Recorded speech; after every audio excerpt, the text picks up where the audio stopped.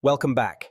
In this video, I'll show you how to activate your Tesco Mobile SIM card step by step.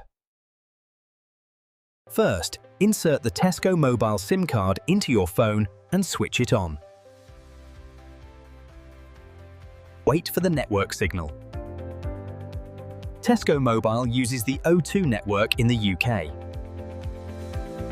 You'll receive a confirmation message once your Tesco SIM is activated. If required, top up your SIM using a Tesco top-up voucher or online. Turn on mobile data and check if the internet is working.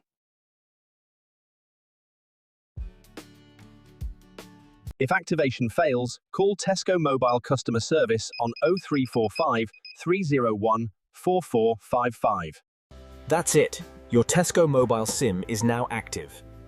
Like, share, and subscribe for more SIM card guides.